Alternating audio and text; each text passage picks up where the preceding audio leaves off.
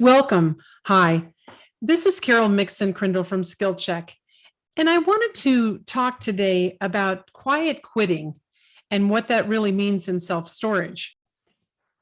So, I think a lot of us have heard what quiet quitting is, but what is it? So, I guess it's kind of that new buzzword of going through workplaces, especially and even in self storage, but people who kind of do the minimum required and that are psychologically detached from their job. I guess it's entitled employees trying to drive their companies to financial ruin by deliberately kind of doing their jobs. A Gallup poll finds that quiet quitters make up about 50% of the US workforce. That number blew me away. I was shocked about 50%. I just find that just unbelievable, frankly. But there's a generational divide, and I wanted you to at least see that also because it's important to know, on the quiet quitting, what generation is that? And that the 18 to 29, you can see it in the blue, the 30 to 44 in the orange, yellow is the 45, and 65 and over is in the green. But the first question was employees should always go above and beyond for work. Well, look at the 65 plus people were in the 82, but only 50% of the 18 to 29 group is actually saying, you go above and beyond. So that means that I believe they're feeling like, I kind of just do what I have to do or I show up. And we're hoping it's not just showing up, right? Employees should do the work they're paid for, no more and no less. And did they agree with it or not? Again, 65% said yes on the 18 to 29, which I, I mean, for me, work's always been a passion. Even when I worked at Hardee's. It was my first job. And my sister and I both were like really super fast in the drive-through. We did everything. And I'll tell you, it's the weirdest job too, because the floors would get so slick. And when you were running over to get fries or whatever, you'd slide. It's like sliding into first base. I don't know. It was kind of a weird job, but I look back on it fondly, even though now my daughter's like, oh, heck no, I wouldn't go work a place like that. So unfortunately, that's a different age, right? Maybe than I for sure that I grew up in. So the quiet quitting is all a rage right now. So, or really is it? I don't know. Here's some questions. Those who had heard about it think what it really means. Doing the bare minimum, 37%, resigning without telling anyone, 25%. That's actually happened to me. Declining additional work with financial compensation is 19%. No longer being silent in a workplace and like in work meetings, 6%, and not sure is 11. So that's actually pretty high because you're not sure exactly what it means. But what does that mean for storage, right? For storage supervisors and storage owners, these quiet quitters in self-storage could slowly really affect the customer satisfaction with your business, the income and potential growth of the asset. It also, is going to bear out in customer interactions, I think, and the customer reviews. Maybe an increase in delinquency because they don't want to have contact with people or, obviously any negative contact or even auction spaces or the number of spaces that we auction off, and just sort of an apathy towards customers. And I've always been customer care person. I like customers. I always have. And I think even though they're in the wrong, we always try to treat everyone really well in storage and in life. I think it's just the easiest place to be. I want to also talk about inflation because inflation right now and rising costs do have an effect on people and workers. So many employers believe the employers should make up for inflation, which sometimes you can and sometimes you can't. Rising costs are taking more of the employee's paycheck. Most customers find it impossible to match that annual rate of inflation with the 7.7 in December of 2022. So it's quite a bit inflation. And if you look at the chart that I have here from 2012 all the way to 2022, and wow, what you can see how severe it is, and it is affecting everyone. Let's look at employee engagement. And in the past, maybe what we've looked at and maybe what our future is going to be. So maybe in the past it was my paycheck. That's why, a lot of people worked. In the future, it's their purpose. So they want to have a good purpose in what they do. In the past, it might have been, the satisfaction you get from it. And now it's more my development. Is it going to develop me to help me do something else that I want to do? In the past, you were constantly trying to, my boss is important and pleasing the boss. But now it's, my coach, that person who's my coach, and how are they helping me grow? My annual review is something we used to, kind of look at the annual review, but now it's those ongoing conversations you have with the supervisor. Looking at my weaknesses would be something we would have in an engagement. And now we really need to talk about their strengths, of what they're really good at, to make sure that, they are understanding that it's not just a one-way street when you're talking to the employee. So you've got to talk about weaknesses and their strengths. The other thing is, my job. My job in the past was so much of who you were. And now their future, in the future, I think more people are thinking about, this is my life. And what do I want to spend my life doing? And so you got to make it kind of entertaining, which storage is, frankly. So quiet quitting, quiet firing, quiet war. And none of this sounds good to me. So quiet firing is also happening because owners just say, you know what, I'm just not going to give them much more attention. Less workers at the property, giving employees more work and sort of undesired days and working times and days, and then passing employee over for promotions. Again, no pay increase or too small of an increase, while other workers get promotions and more positive feedback because they hear those sort of things.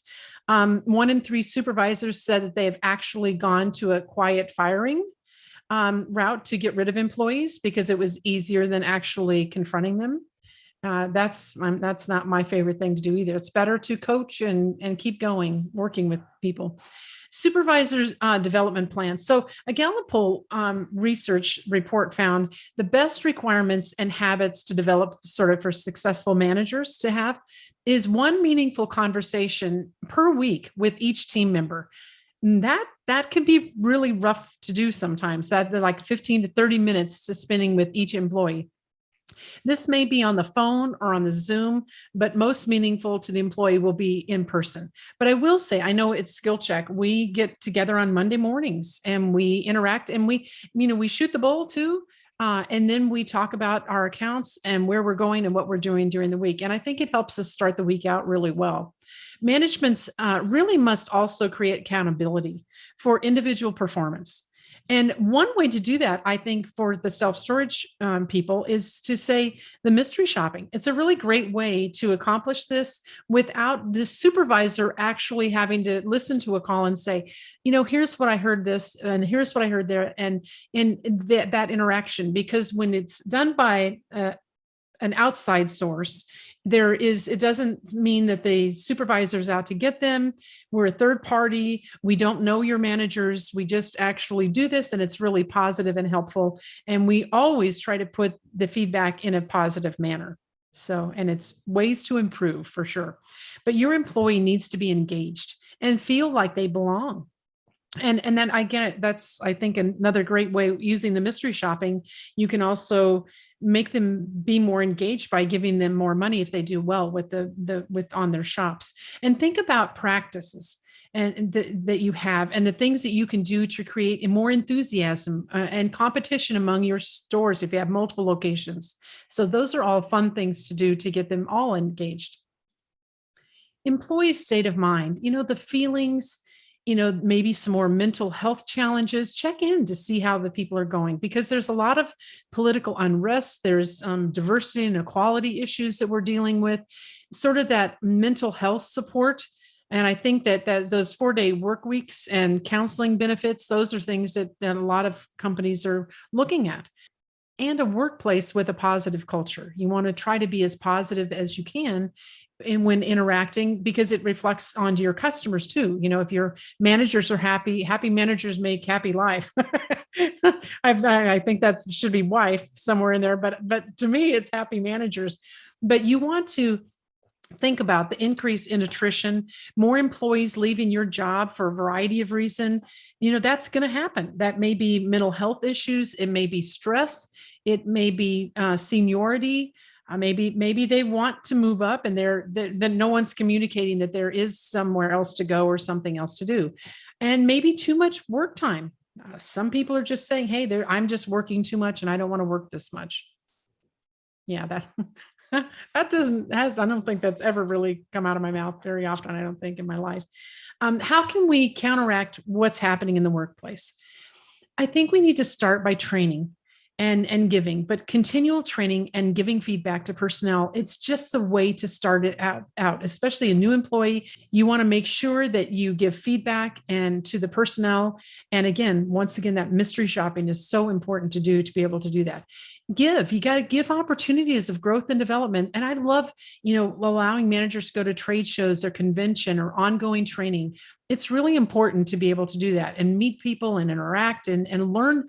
And there's a lot of excitement around like the Self-Storage Association, everything that's going on and all these different associations. You need to be involved, and the managers need to be involved because it really does help.